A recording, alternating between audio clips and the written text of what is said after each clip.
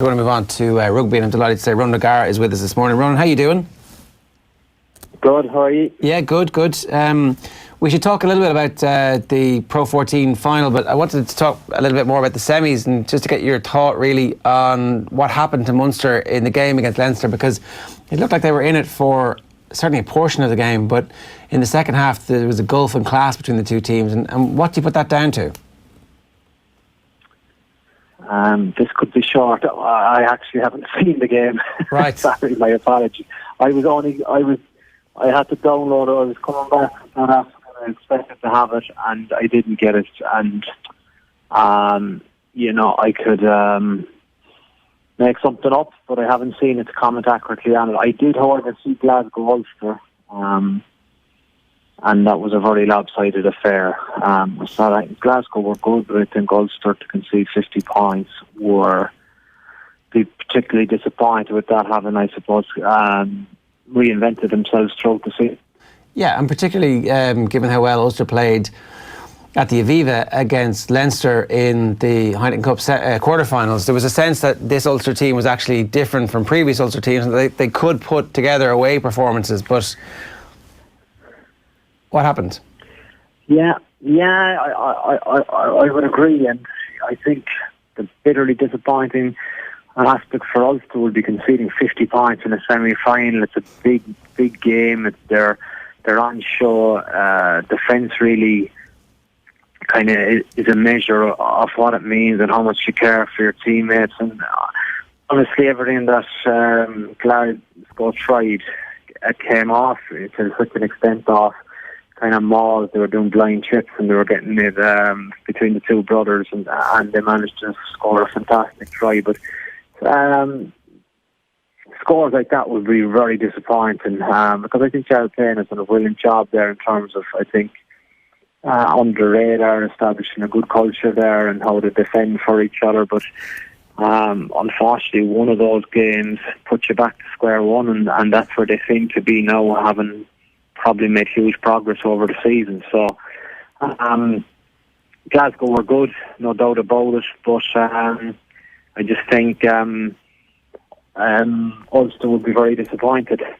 Can that actually do that to a team, Ronan? One bad performance in a crucial part of the season really bringing you back a few steps? Because I was under the impression that regardless of the result on Friday, it would still be a positive year for Ulster. And you look at some of the signings they're going to make in the off-season, between Bill Johnston going up to Ulster and the likes of Jack McGrath going there. It feels like they are moving forward, but maybe not. Maybe that result will have deeper impacts. Oh, and I think so, yeah, you would be. But I say, as a player, or if you're involved in that, that's the memory of the stages for the summer, your last performance, your last game, and that's, I suppose, how ruthless sport is. And they most definitely did make progress on the whole, but then the abiding memory will be in Scotland against, where do they play now? What is it still called Scotland? Yeah.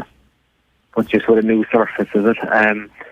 A newish surface, sorry. So on the AstroTurf, it was they Ulster, they just can't be happy with that performance. In, I suppose, potentially they probably viewed it as bonus territory, getting to the semi-final, and subconsciously, management could have tried to lift the pressure by saying, well, we have nothing to lose, guys. Yet, when you concede 50 points, you lose an awful lot. The point Owen makes about the quality of signings that they're making, there is at least a sense of momentum behind what they're trying to do at the moment, and obviously at least McFarlane will have a full off-season to install his game plan and get a chance to work with the majority of his players, anyone who aren't away in World Cup camp. Not quite the same from a Munster perspective. There doesn't seem to be the same kind of inflow into the club at the moment. I know you haven't seen the game yet, but it's the same result in the last two seasons. Yeah, I agree. Yeah, I actually listened to the show yesterday morning, and I thought, I thought was brilliant, and he usually is brilliant. He's a great analyst, I think, and I thought some of the points he made, I'd agree completely with. I think the players are there. I think it is a stylistic issue. I think they need direction from the management, from the coach, in what way they want to play. And I think they have to be absolutely adamant in in deciding a pattern of play they want to play for a period of time and stick with it, and because it has been good enough for the power game to run over teams, but then when it comes to the big games where silverware is at stake with Leinster or Saracens that have the firepower or wrestling to match Munster, they haven't had the capacity to play other games and another style of game, and I think that's where Leinster and Saracens are ahead of them. They're able to play a kicking game, a running game, a power game, a width game, and mix them together at crucial times throughout the game to make them get through those big moments. This is a kind of multi-part question as usual. When Rob Penny was with you guys, did you guys buy in immediately to what he was trying to do, or did it take time, or did he actually end up getting buy-in at some point from the game plan that he was trying to do? Because it was a move away from the traditional Munster style. Yeah, it was, and I was only talking to Rob about it the other day because he visits training with the Crusaders a lot. He's in Japan, and so he comes down, and it was amazing as a player. You were kind of, I can remember games where there was Paul O'Connell and Dunnett on the wing and they were getting abused by the supporters. Get into the rock, get into the mall, what are you doing out here? And that was because people from Munster had never seen that style of play of having your 2 second rows, in the 5 metre channels out near the touchline. But that was, Rob was probably, and the style of game was probably well before his time. I think if that was introduced now, and maybe you little tweak it in the fact that, with the 2-4-2, you don't necessarily have to have your second row. You could have a 6 or a 7 or a 2 in the outside channels instead of a 4 or a 5. So I think in that regard, we most definitely were very interested in playing that way. Whether we had the skill set required at the time, I don't think so. But it was definitely something that the players were interested in. And there was all this talk that for the Harlequins game, for the quarterfinals, we reverted to type. We didn't revert to type. It just worked itself out on the day that we kind of played a cup game, a pressure game, a smart game, where the 2-4-2 wasn't really seen as much as it might have been in previous games. But it was a big shift, probably a huge shift, but something now when you're out of the bubble of playing, you kind of appreciated what he was trying to do, and I don't think we were ready for what he had to offer. Did that manifest itself not being ready in conversations where you were saying this isn't working, we don't want to do this? Because I'm kind of wondering what I'm trying to draw a parallel between if there has been a change, or in recent memory there's been an attempt to change the style and move it away from the traditional Munster style. If that would happen again, would now? I don't. I think the interesting point is, I think for 20 years. You go back to that game in 2000 and try. I was part of the team that Munster scored against Toulouse from the scrum outside the 22. I think there could have been 7 or 8 offloads and a load of rucks, and I was the one who kind of ran it in under the post off an offload from Dan McCroddy. That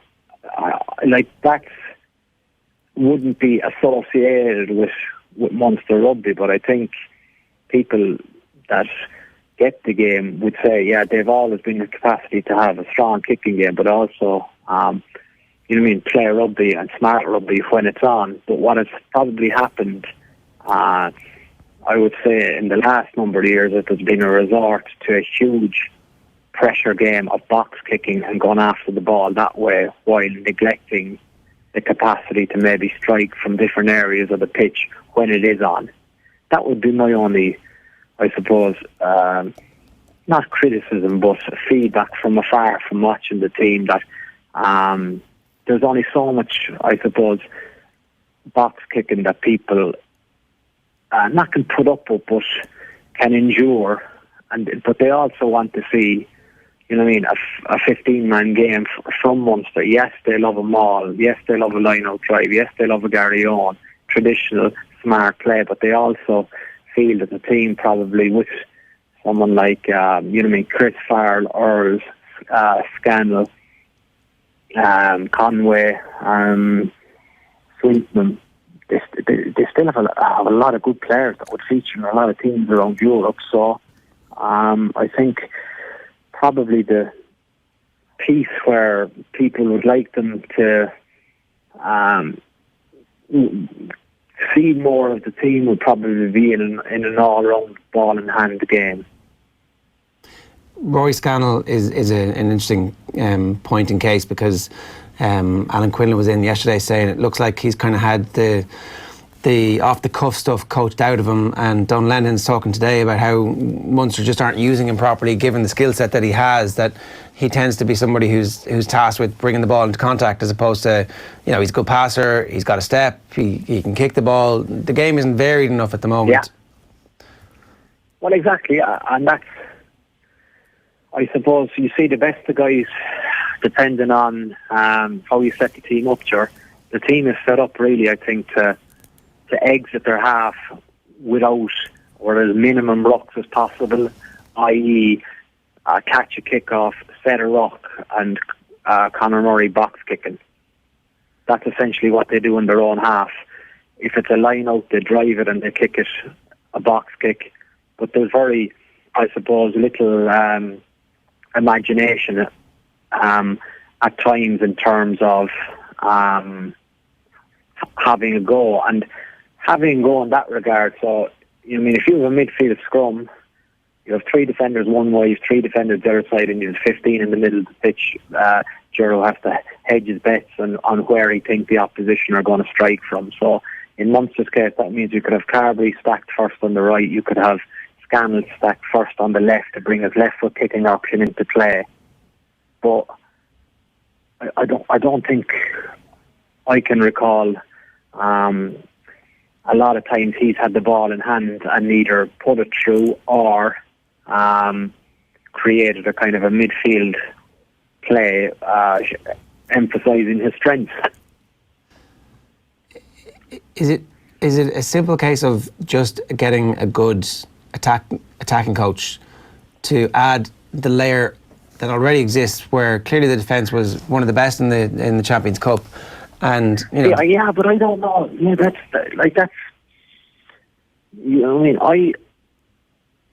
I don't know what the emphasis is and what are they. You can't be good at everything, so you have to prioritise what areas you want to get better at within a certain, I suppose, period of the season or time frame. So I'm not privy to know what's going on in management meetings in terms of what areas they're really trying to get better in. And I think Felix Jones' name has been dragged into this in terms of the attack coach, but I would say you can be certain, like, from my time playing with Felix, he has a great brain on the game, and he's so diligent in terms of the work he puts into it. So I don't think it's an attack shape issue. I think you just love to maybe find out what is their capacity to play what they see or pull the trigger, but that's not a coaching issue. That comes down to players still taking responsibility, and at times it feels like that isn't happening. Obviously with Carberry being injured, I think it upset their rhythm, because to be fair, around those times around Gloucester pre-Christmas, Exeter pre-Christmas, I think it was a little bit different to the Munster we saw in the latter stages of the season. I think there was a little bit more promise about them at that stage. That's interesting. Like, is there a way at all that you can actually coach somebody into that situation? Like, it seems to be something that Leinster have tried their best to do over the last couple of years, which is try and create a mindset within the players that when they have the opportunity presented to them, they can take it. But from what you're saying here, the players have been coached to the point where they're creating these opportunities, but they don't have the individual way of thinking, perhaps, if that's right in saying, to actually get the ball over the try line, for example. Yeah, well, I think the interesting point in that one is that I think, depending on what shape you're coaching or the amount of time you're putting it in, it's very, very I suppose, easy and clarity sessions and in walkthroughs. But when you get really tested is when your heart rate is over, 180 beats per minute, and you're stressed out of your head, and you're not thinking straight. But when actually do teams, management, players get that opportunity? Very rarely throughout the season. And I think listening from obviously over here, not keeping an eye on it, you look and you listen to what the Leinster players talk about this Tuesday under Stuart Lancaster in Leinster, where they're stressed, or they're comfortable being uncomfortable, and calm in the chaos, and the sessions he creates to improve decision making when players are stressed.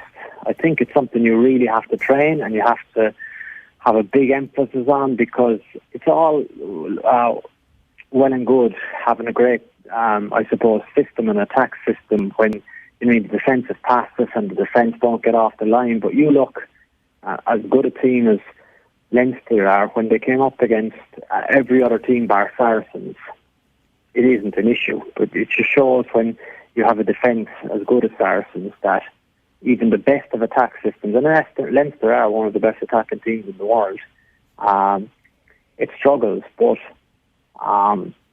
when you watch Munster, they don't look like Leinster, because I don't think they're comfortable in that chaos yet, which I probably find to me that their training isn't potentially as stressed as what would happen in Leinster on a Tuesday. But that's probably a bit of a wild assumption to make. Stephen Larkham has obviously been linked with the job. From watching Stephen Larkham's Australia over the last number of years, would you see him having an immediate impact and an influence? Has he got that kind of the right attacking philosophy and I guess the right defensive philosophy to try and turn the ball over in the first place? I don't know, George.